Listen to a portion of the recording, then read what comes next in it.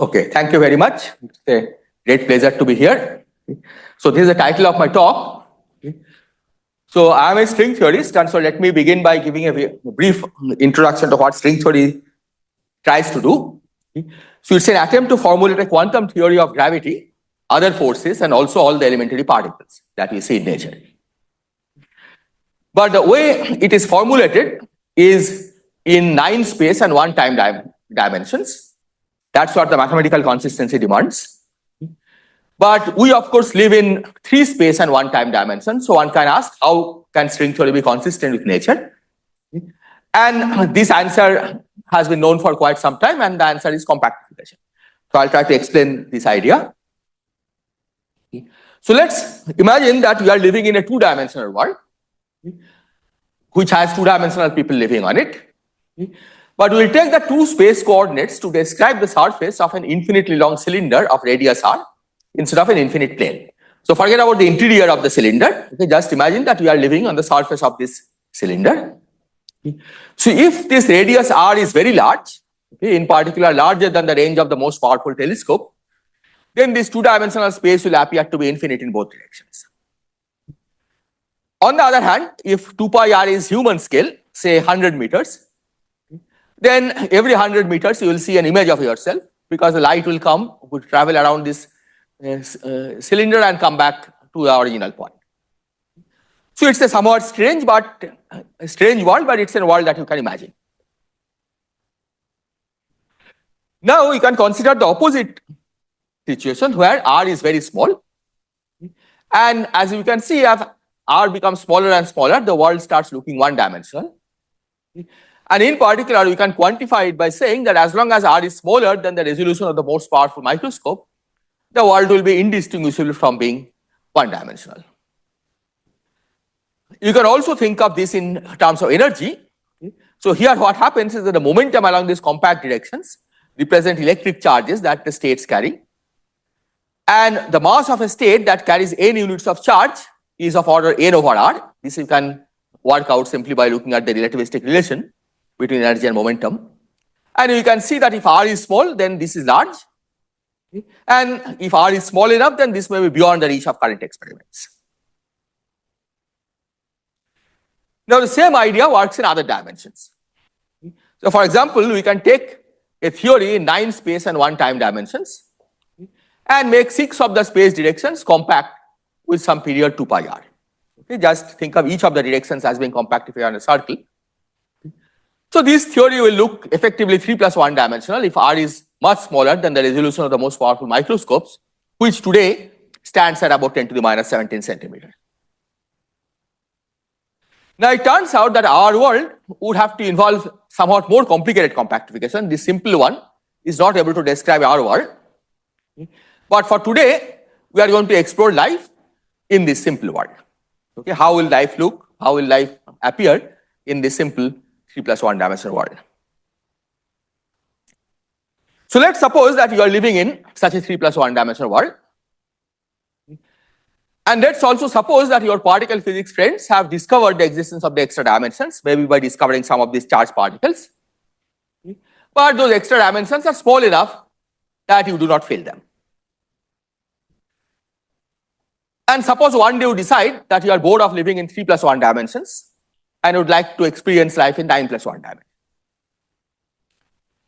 But your neighbors may not be so adventurous. They may not want to live in 9 plus 1 dimension. So in order not to offend your neighbors, you need to build a machine that can increase the size of the extra dimensions around you, but not disturb others. And the question is, how is it possible to do this? It turns out that in this theory, it is possible to do this. So what we need to do is to create a black hole of large mass and appropriate charges. So you can take, for example, one of the astrophysical black holes that this universe may have and throw in enough charges to make such a black hole.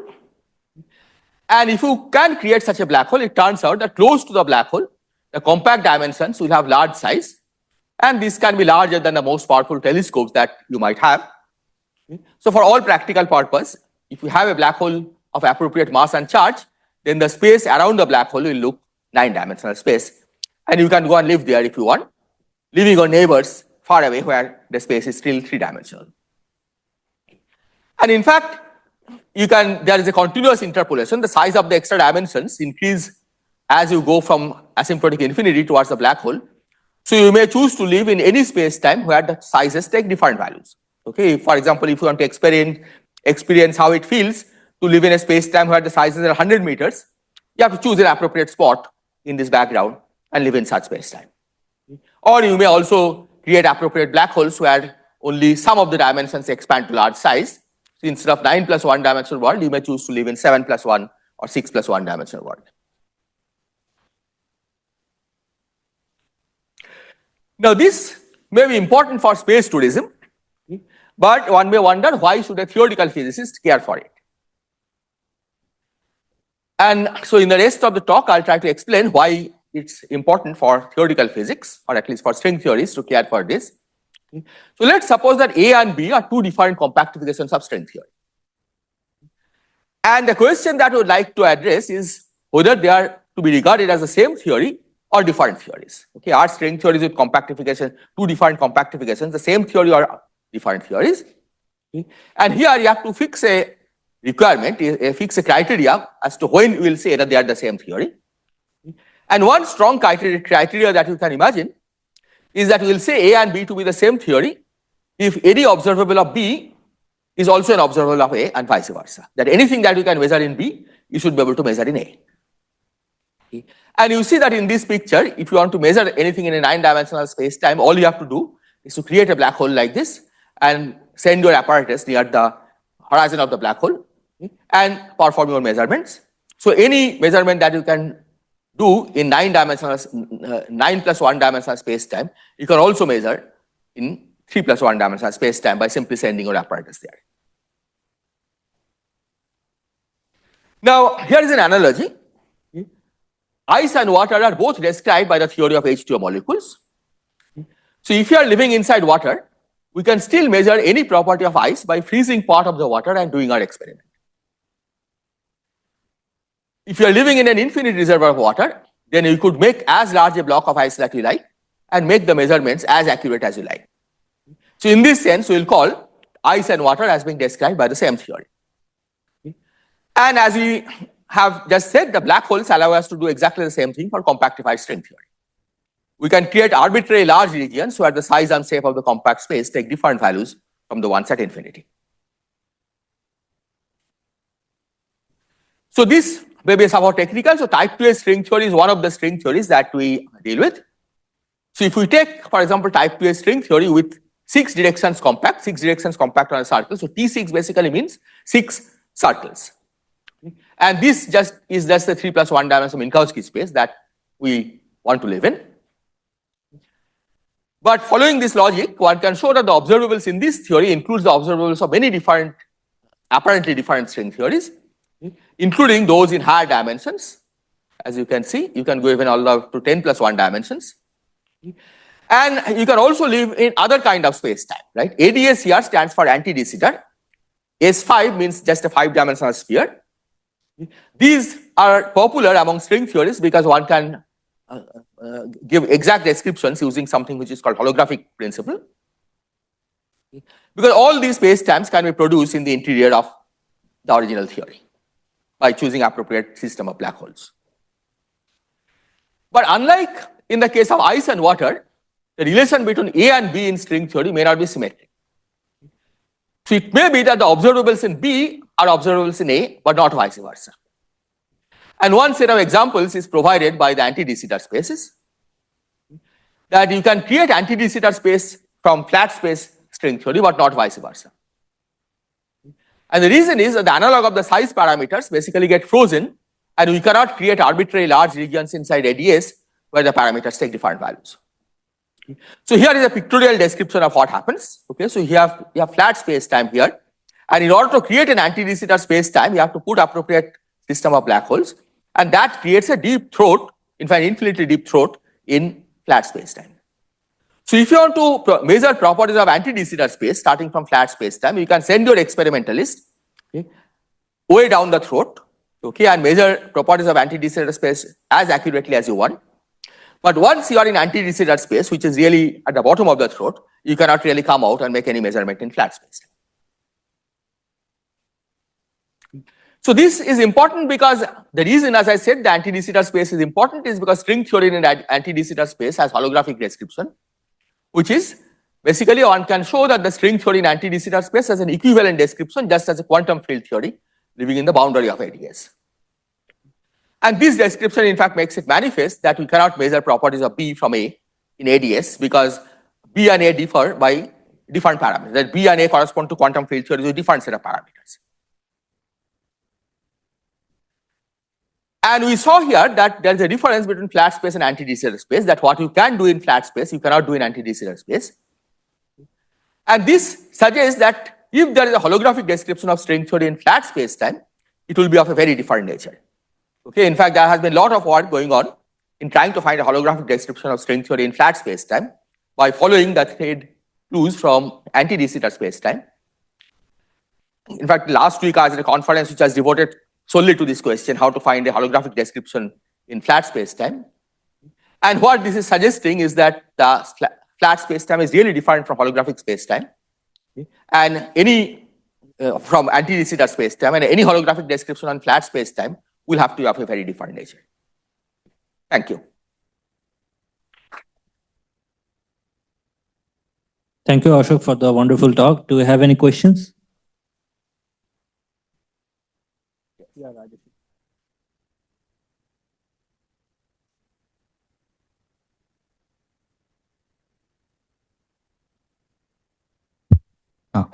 So when you said you can interpolate from 9 dimension to 3 dimension in your cartoon, can you interpolate to, let's say, some irrational dimension, or is it does it follow integer wise? No, it follows integer wise. So what happens is that the size of the space of the extra dimensions increase. Right? You are not really changing dimension, but the size of the extra dimensions increase as you go towards the black hole. Right? And they can be made arbitrarily large, close to the horizon of the black hole. Right? So that's the way the size increases. So the dimensions is always integer. But then there is a critical radius after which it is 4 and before which it is 3. No, there is a sharp jump.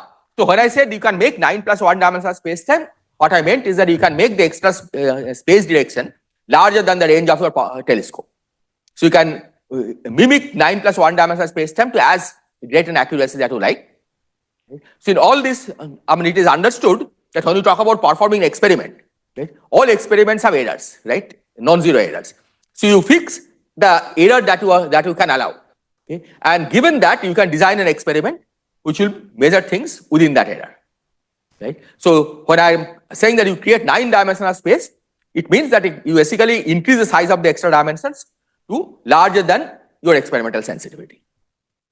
Thank you. And can any theory be compactified, or is it something special about string theory? No, any theory can be compactified. Right? Like even string theory is the only theory that you know how to make sense of in higher dimension. I see. Right? With taking into account all the ultraviolet infinities. But in principle, any theory which is well defined can be compactified. Even if it doesn't have a Lagrangian or an action per se?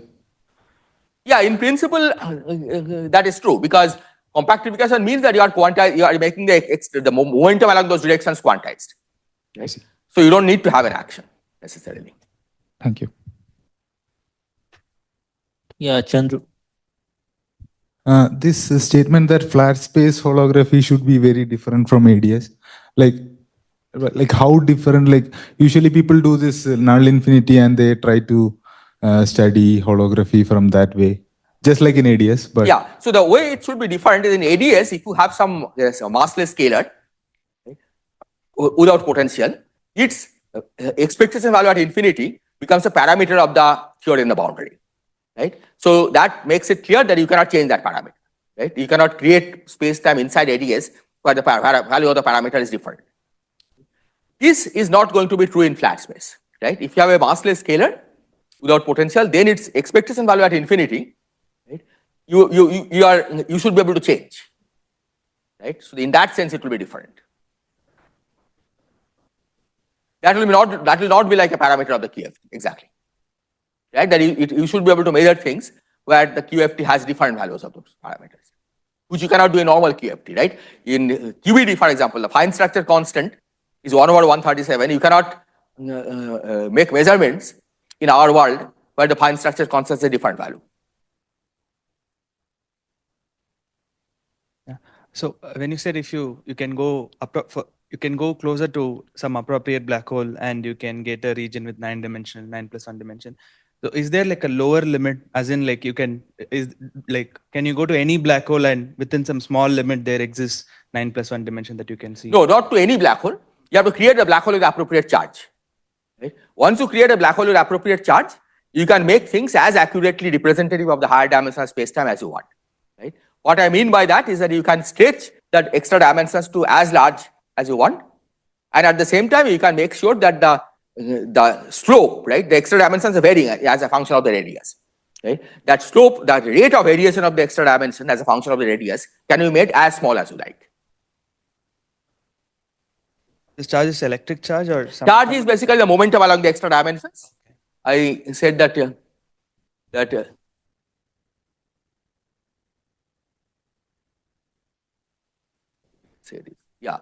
that basically the momentum along the compact directions will represent electric charges carried by the state. Right? So if there are 6 compact directions, there are 6 different electric charges, and by adjusting the ratios of those charges, you can create space-times of different kind near the black hole. Yeah, if the two of us are friends and we wanted to meet in 9+1 dimensions, and we have found a black hole which will give us 9+1 around its horizon, and if I were to specify an address for you as to where we should meet, is there a way to specify it rather than just saying 9 coordinates and this time? Like, is there a way I can tell you from Earth, follow this and you will get to the place where we want to meet? 9+1 dimension. Yeah, so once you have that solution, right? I mean, the black hole solution is known. So if for example, if you want to tell your experimentalist, suppose you are an experimentalist, your experimentalist doesn't care about theory. Okay? You say that, okay, you have something like that we are living in 3+1 dimension and you want to explain to the experimentalist what does it mean to live in 9+1 dimension, right? So all you have to do is to say that you create a black hole like this, right, which the experimentalist with sufficient power should be able to do, and then you go to this point in the near the black hole and do your experiment. Whatever you find, by definition, that is the 9+1 dimensional world. Right? So you can specify the address that way. You tell you precisely where near the black hole you should be to explore the 9+1 dimensional world. Can you hear me? So let's take one semicircle. So when we calculate the centroid or center of gravity, we get, well, if you take the radius of semicircle, a rational number, then we'll get some transcendental number, including pi, we'll get pi. But in higher dimension, like in sphere, hemisphere, we'll get, for the same rational number r, we'll get non-transcendental number algebraic. And similarly, in higher and higher dimensions, we'll get some number which can be transcendental or algebraic number. So how these are related in higher dimensions? Yeah, maybe I didn't follow the question. I mean, the radius of the black hole of the compact directions are continuous variables. Yes? So they are arbitrary real numbers. So certainly there can be transcendental numbers, right? It makes subtle difference in the way the spectrum looks, but not very much difference. Right, as you change, as it goes through transcendental numbers or rational numbers. Thank you. Are there any more questions? I guess not. So we thank again Ashok again for the wonderful talk.